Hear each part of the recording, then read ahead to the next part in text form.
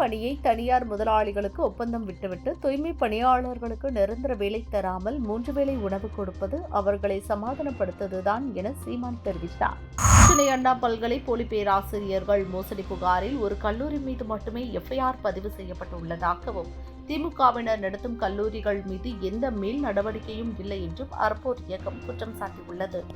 ஆப்கானிஸ்தான் எல்லைக்குள் அத்துமீறி அமெரிக்க ட்ரோன்கள் பறந்து வருவதாக தாலிபான் செய்தி தொடர்பாளர் சபிகுல்லா முஜாஹித் குற்றம் சாட்டியுள்ளார்.